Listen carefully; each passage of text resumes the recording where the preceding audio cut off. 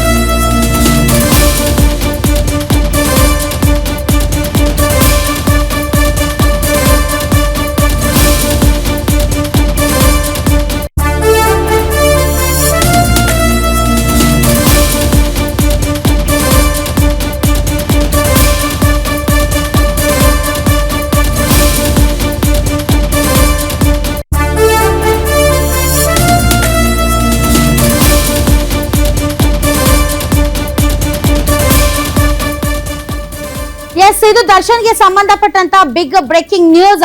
ದರ್ಶನ್ಗೆ ಅಭಿಮಾನಿಗಳ ಪವರ್ ಎಷ್ಟಿದೆಯೋ ಅದೇ ರೀತಿ ಅಭಿಮಾನಿಗಳ ಕಾಟ ಕೂಡ ಜಾಸ್ತಿ ಆಗಿದೆ.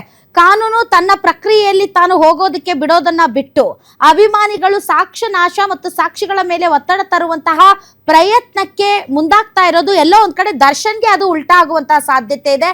ಇದನ್ನ ಫ್ಯಾನ್ಸ್ ಕೂಡ ಅರ್ಥ ಮಾಡ್ಕೋಬೇಕಾಗುತ್ತೆ. ದರ್ಶನ್ಗೆ ಸಾಕ್ಷಿ ಸಂಕಷ್ಟ ರಿಲೀಸ್ ಆಗೋದೇ ಇಲ್ವಾ ಅನ್ನುವಂತಹ ಡೌಟ್ ಕೂಡ ಈಗ ಶುರುವಾಗಿದೆ. ಅಭಿಮಾನಿಗಳಿಂದಲೇ ಲಾಕ್ ಆಗ್ತಾರ ದರ್ಶನ್. ಡಿ ಗ್ಯಾಂಗ್ ಬಳಿಕ ಈಗ ಡಿ ಕಂಪನಿ ಅರೆಸ್ಟ್. ಸಾಕ್ಷಿ ಹೇಳದಂತೆ ವಾರ್ನಿಂಗ್ ಮಾಡಿದ್ದವರು ಈಗ ಅಂಧರಾಗಿದ್ದಾರೆ. ಎಸ್, ಸಾಕ್ಷಿದಾರನಿಂದಲೇ ಸಾಕ್ಷಿಗಳಿಗೆ ಜೀವ ಬೆದರಿಕೆ. ಸಾಕ್ಷಿದಾರ ಸಂದೀಪ್ಗೆ ಸುಳ್ಳು ಹೇಳುವಂತೆ ಬೆದರಿಕೆ ಹಾಕಿತ್ತು ಟೀಮ್. ಕಾಮಾಕ್ಷಿಪಾಳ್ಯ ಪೊಲೀಸರಿಂದ ಡಿ ಕಂಪನಿ ಸದಸ್ಯರು ಬಂಧನಕ್ಕೊಳಗಾಗಿದ್ದಾರೆ. ವೇಣು, ಸುಹಾಸ್, ಪುನೀತ್ ಬಂಧಿತ ಆರೋಪಿಗಳು. ಡಿ ಕಂಪನಿ ಎಂಬ ಫೇಸ್ಬುಕ್ ಪೇಜ್ ಹೊಂದಿದ್ದಾರೆ ಇವರು. ಡಿ ಕಂಪನಿ ಪೇಜ್ ನ ಅಡ್ಮಿನ್ ಆಗಿದ್ದಾರೆ ಪುನೀತ್. ರೇಣುಕಾಸ್ವಾಮಿಯನ್ನ ಕಿಡ್ನಾಪ್ ಮಾಡೋಕೆ ಕಾರು ಕೊಟ್ಟಿದ್ರಂತೆ ಪುನೀತ್. ಕೇಸ್ನ ಸಾಕ್ಷಿದಾರ ಸಂದೀಪ್ಗೆ ಬೆದರಿಕೆ ಹಾಕಿದ್ದಾರೆ ಈ ಪುನೀತ್ ಅನ್ನೋರು. ರೇಣುಕಾಸ್ವಾಮಿಯನ್ನ ಕರೆ ತಂದಿಲ್ಲ ಅಂತ ಹೇಳು ಅಂತ ಅವ್ರ ಮೇಲೆ ಪ್ರೆಷರ್ ಆಗ್ತಾ ಇದ್ರಂತೆ. ಸದ್ಯ 5 ದಿನ ವಶಕ್ಕೆ ಪಡೆದು ಕಾಮಾಕ್ಷಿಪಾಳ್ಯ ಪೊಲೀಸರು ವಿಚಾರಣೆಯನ್ನ ನಡೆಸ್ತಾ ಇದ್ದಾರೆ. ಐನೋ ಅಭಿಮಾನ, ನಮ್ಮ ಬಾಸ್ ಬಿಡುಗಡೆ ಆಗಿ ಬರಬೇಕು ಅನ್ನುವಂತಹ ಬಹಳಷ್ಟು ಆಸೆ. ಅದರ ಅರ್ಥ ಸಾಕ್ಷಿಗಳ ಮೇಲೆ ಒತ್ತಡ ಹಾಕೋದಲ್ಲ.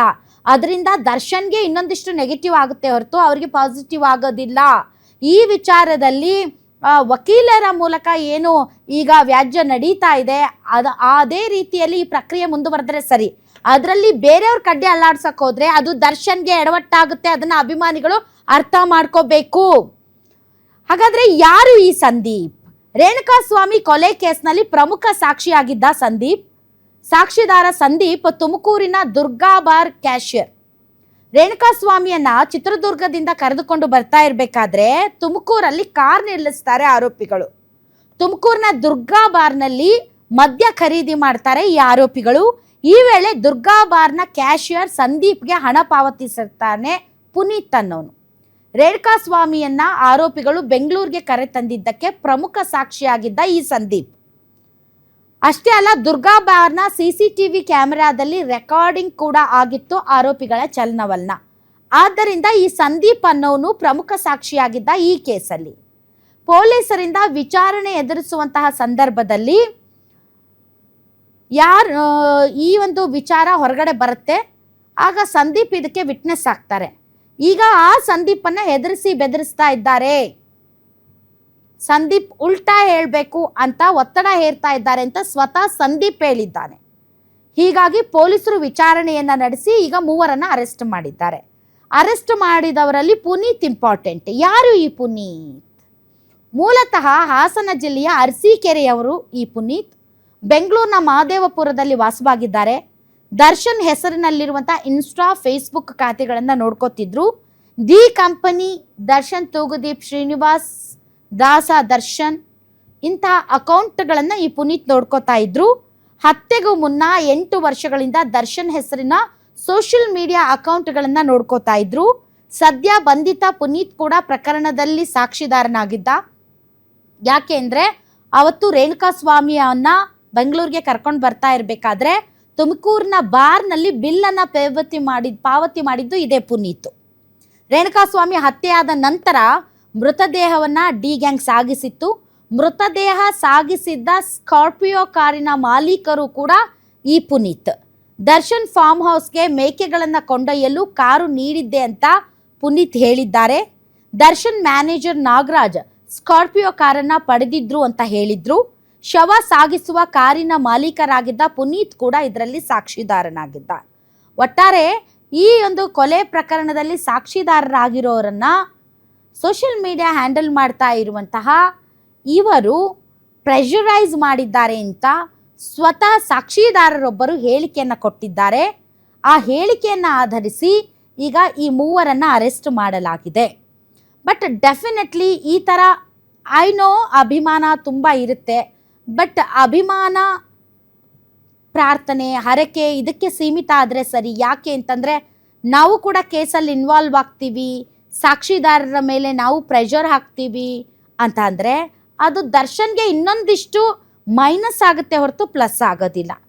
ವಕೀಲರಿದ್ದಾರೆ, ಅವರು ಎಲ್ಲ ರೀತಿಯಾಗೂ ಕೂಡ ಈಗ ಅಲ್ಲಿ ವಕಾಲತನ್ನು ಮಾಡ್ತಾ ಇದ್ದಾರೆ.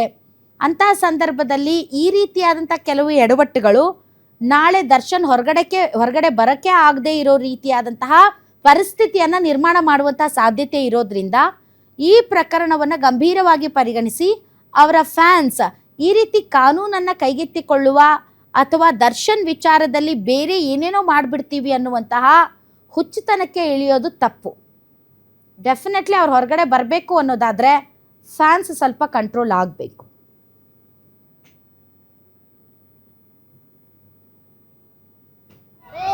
ಕಾಮಾಕ್ಷಿಪಾಳ್ಯ ಪೊಲೀಸ್ ಠಾಣೆಯಲ್ಲಿ ನಿನ್ನೆ ದಿನ ಒಂದು ಪ್ರಕರಣ ದಾಖಲಾಗಿದ್ದು, ಪ್ರಕರಣದ ವಿವರ ಏನಂತ ಹೇಳಿದ್ರೆ, ಒಂದು ಕೊಲೆ ಕೇಸಿನಲ್ಲಿ ಏನು ನಮ್ಮ ವಿಟ್ನೆಸ್ ಇರ್ತಾರೆ, ಆ ವಿಟ್ನೆಸ್ಗೆ ಸ್ವಲ್ಪ ಇನ್ಫ್ಲುಯೆನ್ಸ್ ಮಾಡಿ ಬೆದರಿಕೆ ಇಡುವಂಥ ಒಂದು ಪ್ರಯತ್ನ ನಡೆದಿದೆ ಅಂತೇಳಿ ಈ ಕೇಸಿನ ವಿಟ್ನೆಸ್ ಏನಿದ್ರೆ ಅವರು ಕೋರ್ಟ್ನಲ್ಲಿ ಹೇಳಿದ ಮೇರೆಗೆ ಕಾಮಾಕ್ಷಿಪಾಳ್ಯ ಪೊಲೀಸ್ ಠಾಣೆಯಲ್ಲಿ ನಾವು ಒಂದು ಪ್ರಕರಣ ದಾಖಲು ಮಾಡ್ಕೊಳ್ತೀವಿ. ಪ್ರಕರಣ ದಾಖಲು ಮಾಡಿಕೊಂಡು ತನಿಖೆ ಶುರು ಮಾಡಿದಾಗ ನಮಗೆ ಈ ಒಂದು ಏನು ವಿಟ್ನೆಸ್ಸನ್ನ ಇನ್ಫ್ಲುಯೆನ್ಸ್ ಮಾಡೋದು ಮತ್ತೆ ಬೆದರಿಸುವಂಥ ಪ್ರಯತ್ನ ಮಾಡಿರೋ ಆರೋಪಿಗಳು ಯಾರು ಅಂತ ಪತ್ತೆ ಮಾಡಿ ಅವರಲ್ಲಿ 3 ಜನ ನಾವು ಈಗಾಗಲೇ ದಸ್ತಗಿರಿ ಮಾಡಿ ಪೊಲೀಸ್ ಕಸ್ಟಡಿಗೆ ತಗೊಂಡಿದ್ದೀವಿ.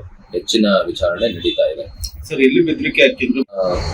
ವಿಟ್ನೆಸ್ ಏನಿದೆ, ಸಾಕ್ಷಿ ಏನಿದ್ದಾರೆ, ಅವರು ಕೋರ್ಟ್ಗೆ ಡೇಟ್ ಬಂದಿರುತ್ತೆ. ಅವ್ರಿಗೆ ಡೇಟ್ ಬಂದಂಥ ಸಂದರ್ಭದಲ್ಲಿ ಅವ್ರನ್ನ ಅವರ ಸ್ನೇಹಿತರ ಮುಖಾಂತರ ಕಾಂಟ್ಯಾಕ್ಟ್ ಮಾಡಿ ಒಂದು ಕಾರಲ್ಲಿ ಕೂರಿಸ್ಕೊಂಡು ಕರ್ಕೊಂಡು ಹೋಗ್ಬಿಟ್ಟು ಈ ಕೇಸಲ್ಲಿ ನೀನು ಈ ಥರ ಸಾಕ್ಷಿ ಹೇಳಬೇಕು, ಈ ಥರ ಬೇರೆ ರೀತಿ ಹೇಳಬೇಡಿ, ಹೇಳಿದ್ರೆ ಮತ್ತೆ ಕಾನ್ಸಿಕ್ವೆನ್ಸ್ ಆಗುತ್ತೆ ಅಂತ ನಮಗೆ ಬೆದರಿಸಿದ್ದಾರೆ ಅಂತ ಏನು ಈ ಕೇಸಿನ ಸಾಕ್ಷ್ಯ ಇದ್ದಾರೆ, ಅವರು ಕೋರ್ಟ್ ನಲ್ಲಿ ಹೇಳಿದ್ದಾರೆ.